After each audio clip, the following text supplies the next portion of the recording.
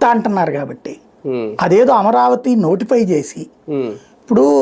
ఈ అమరావతి ప్రాంతంలో ఈ 29 గ్రామాలే కాకుండా ఇప్పుడు ఆ స్పోర్ట్స్ సిటీ ఆ ఇంటర్నేషనల్ ఎయిర్పోర్ట్ ఏదో అటు విజయవాడ వైపుగా కట్టి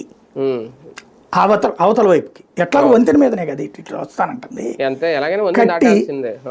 అవతల పక్కన ఆ మైలవరం ఆ ఏరియాలో తక్కువకే ఉన్నాయి భూములు 20,000 ఇదే 25,000 30,000కే ఉంటుంది అక్కడ ఎకరం 30 లక్షలు 25 లక్షలు 30 లక్షలు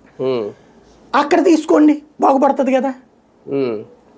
ఎక్స్పాన్షన్ అయినట్టు ఉంటుంది కదా ఏంటి ఆగిరిపల్లి అక్కడ దాకా కూడా అక్కర్లా యువతలే మైలవరం నూజివీడు రూట్ లో ఇదంతా ఉంది కదా గొల్లపూడి దాటిన తర్వాత కొండపల్లి ఆ రూట్ అంతా కూడా తీసుకోవచ్చు కదా వీళ్ళు ఆ ఏరియా కూడా బాగుపడుతుంది కదా అట్లేం లేదు ప్లానింగ్ మొత్తం ఇక్కడే అంటున్నారు ఇంతవరకు మొన్ననే పెద్ద చర్చ జరిపి వాళ్ళు అడిగారు ఏమయ్యా మీరు మా నోటిఫికేషనే లేదని చెప్పేసి చట్టబద్ధత కల్పిస్తా ఉన్నారు కానీ ఆ చట్టబద్ధత కూడా నోటిఫికేషన్ ఏంటి